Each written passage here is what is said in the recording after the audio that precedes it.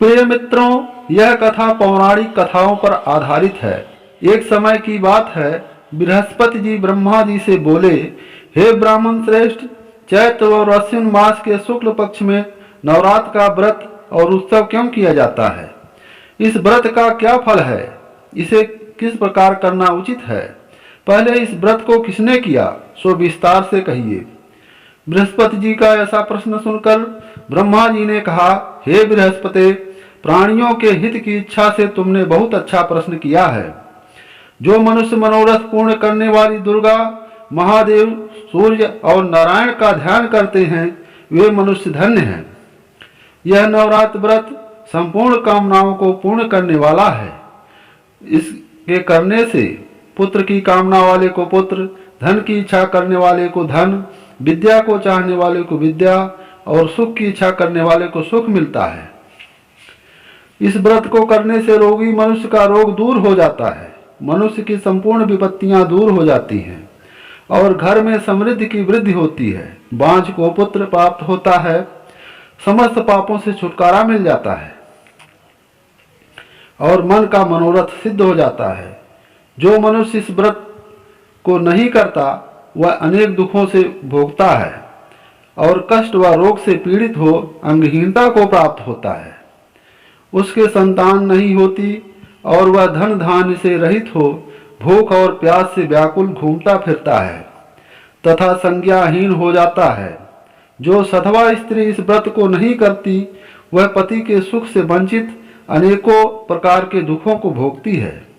यदि व्रत करने वाला मनुष्य सारे दिन का उपवास ना कर सके तो एक समय भोजन करे और 10 दिन परिवार सहित नवरात्र व्रत की कथा का श्रवण करे। हे बृहस्पति, जिसने पहले इस व्रत को किया है, वह कथा मैं तुम्हें सुनाता हूँ। तुम सावधान होकर सुनो। इस प्रकार ब्रह्मा जी का वचन सुनकर बृहस्पति जी बोले, हे ब्राह्मण, मनुष्यों का कल्याण करने वाले इस व्रत के इतिहास को मेरे लिए कहो। मैं सावधान होकर सुन रहा हूँ। आपकी शरण में आए हुए मुझ पर कृपा करो। ब्रह्मा जी बोले, प्राचीन काल में मनोहर नगर के पीठत नामक एक अनाथ ब्राह्मण रहता था। वह भगवती दुर्गा का भक्त था। उसके संपूर्ण सद्गुणों से युक्त सुमति नाम की एक अत्यंत सुंदरी कन्या उत्पन्न हुई। वह कन्या सुमति अपने पिता के घर बाल्यकाल में अपनी सहेलियों के साथ क्रीड़ा करती हुई इस प्रकार बढ़ने लगी जैसे शुक्ल पक्ष में चंद्रमा की कला बढ़ती है।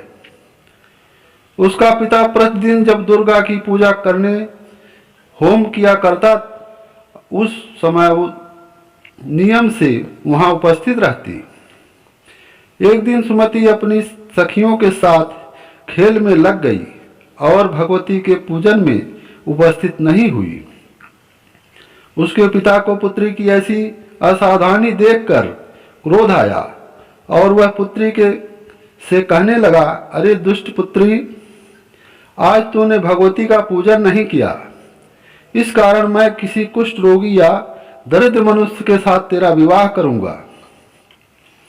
पिता का ऐसा वचन सुन सुमति को बड़ा दुख हुआ और पिता से कहने लगी, हे पिता, मैं आपकी कन्या हूँ तथा सब तरह आपके अधीन हूँ। जैसी आपकी इच्छा हो वैसा ही करो। राजा से, कुष्ठी से, दरिद्र से अथवा जिसके साथ चाहो मेरा विवाह कर दो, पर होगा वही जो मेरे भाग्य में लिखा है। मेरा तो अटल विश्वास है, जो जैसा कर्म करता है उसके कर्मों के अनुसार वैसा ही फल प्राप्त होता है, क्योंकि कर्म करना मनुष्य के अधीन है पर फल देना ईश्वर के अधीन है। जैसे अग्नि में तिनका पड़ने से उसको अधिक प्रदीप्त कर देते हैं, इस प्रकार कन्या के निर्भयता से कहे हुए वचन सुनकर उस ब्राह्मण को ने क्रोधित होकर अपनी कन्या का विवाह एक कोढ़ी के साथ कर दिया और अत्यंत क्रोधित हो पुत्री से कहने लगा, हे पुत्री, अपने कर्म का फल भोगो। देखे भाग्य के भरोसे रहकर क्या करती हो। पिता के ऐसे कठोर वचनों को सुनकर सुमति मन में विचार करने लगी, मेरा बड़ा दुर्भाग्य है जिससे मुझे ऐसा पति मिला। इस तरह अपने दुख का विचार करती हुई वह कन्या अपने पति के साथ वन में चली गई और डरावने कुशायुक्त उस निर्जन वन में उन्होंने वह रात बड़े कष्ट से व्यतीत की। उस गरीब बालिका की ऐसी दशा देख देवी भगवती ने पूर्व पुण्य के प्रभाव से प्रकट होकर सुमति से कहा, हे गरीब ब्राह्मणी, मैं तुमसे प्रसन्न हूँ, तुम जो चाहो सो वरदान मांग सकती हो। भगवती दुर्गा का यह वचन सुन सुमति ने कहा, आप कौन हैं, कृपया मुझे बताएं। ब्राह्मणी का ऐसा वचन सुन देवी ने कहा कि मैं आदिशक्ति भगवती हूँ और मैं ही ब्रह्म विद्या व सरस्वती हूँ। प्रसन्न होने पर मैं प्राणियों का दुख दूर कर उनको सुख प्रदान करती हूँ। हे ब्राह्मणी, मैं तुझ पर तेरे पूर्व जन्म के पुण्य के प्रभाव से प्रसन्न हूँ। तुम्हारे पूर्व जन्म का वृत्तांत सुनाती हूँ, सुनो। तू पूर्व जन्म में निषाद की स्त्री थी और अति पतिव्रता थी। एक दिन तेरे पति निषाद ने चोरी की। चोरी करने के कारण तुम दोनों को सिपाहियों ने पकड़ लिया और ले जाकर जेल खाने में कैद कर दिया। उन लोगों ने तुमको और तेरे पति को भोजन भी नहीं दिया। इस प्रकार नवरात्र के दिनों में तुमने न तो कुछ खाया और न जल ही पिया। इस प्रकार 9 दिन तक नवरात्र का व्रत हो गया। हे ब्राह्मणी, उन दिनों से जो व्रत हुआ, इस व्रत के प्रभाव से उत्पन्न होकर मैं तुझे मनोवांछित वर देती हूँ। तुम्हारी जो इच्छा हो सो मांगो। इस प्रकार दुर्गा के वचन सुन ब्राह्मणी बोली, अगर आप मुझ पर प्रसन्न हैं तो हे दुर्गे, मैं आपको प्रणाम करती हूँ। कृपा करके मेरे पति का कोढ़ दूर करो। देवी ने कहा, उन दिनों तुमने जो व्रत किया था, उस व्रत का एक दिन का पुण्य पति का कोढ़ दूर करने के लिए अर्पण करो। उस पुण्य के प्रभाव से तेरा पति कोढ़ से मुक्त हो जाएगा। ब्रह्मा जी बोले, इस प्रकार देवी के वचन सुन वह ब्राह्मणी बहुत प्रसन्न हुई और पति को निरोग करने की इच्छा से जब उसने तथास्तु कहा, ऐसा वचन कहा, तब उसके पति का शरीर भगवती दुर्गा की कृपा से कुष्ठ रोग से रहित हो गया, कांतिमान हो गया। वह ब्राह्मणी पति की मनोहर देह को देख देवी की स्तुति करने लगी। हे दुर्गे, आप दुर्गति को दूर करने वाली, तीनों लोकों को संताप हरने वाली, समस्त दुखों को दूर करने वाली, रोगी मनुष्य को निरोग करने वाली, प्रसन्न हो वांछित वर देने वाली और दुष्टों का नाश करने वाली जगत माता हो।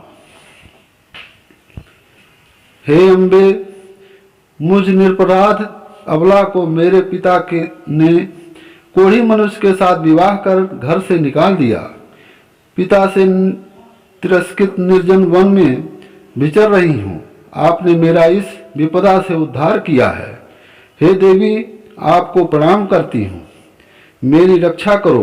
ब्रह्मा जी बोले, हे बृहस्पति, उस ब्राह्मणी की ऐसी स्तुति सुन देवी बहुत प्रसन्न हुई और ब्राह्मणी ने कहा, हे ब्राह्मणी, तेरे उदालक नामक अति बुद्धिमान, धनवान, कीर्तिमान, जितेंद्रिय पुत्र शीघ्र उत्पन्न होगा। ऐसा वर प्रदान कर देवी ने ब्राह्मणी से फिर कहा कि हे ब्राह्मणी, और जो कुछ तेरी इच्छा हो वह मांग ले। भगवती दुर्गा का ऐसा वचन सुन सुमति ने कहा कि हे भगवती दुर्गे, अगर आप मुझ पर प्रसन्न हैं तो कृपा कर मुझे नवरात्र व्रत की विधि और उसके फल का विस्तार से वर्णन करें। महात्म्य इस प्रकार ब्राह्मणी के वचन सुन दुर्गा ने कहा, हे ब्राह्मणी, मैं तुम्हें संपूर्ण पापों को दूर करने वाले नवरात्र व्रत की विधि बतलाती हूँ, जिसको सुनने से मोक्ष की प्राप्ति होती है। अश्विन मास के शुक्ल पक्ष की प्रतिपदा से लेकर 9 दिन तक विधि पूर्वक व्रत करें। या दिन भर का व्रत ना कर सके तो एक समय भोजन करें। विद्वान ब्राह्मणों से पूछकर घट स्थापना करें और वाटिका बनाकर उनको प्रतिदिन जल से सींचें।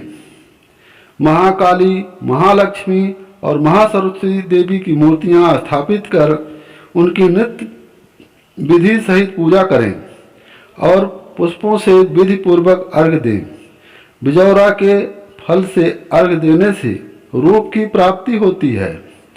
जायफल से अर्घ्य देने से कीर्ति, किशमिश के अर्घ्य देने से कार्य की सिद्धि होती है।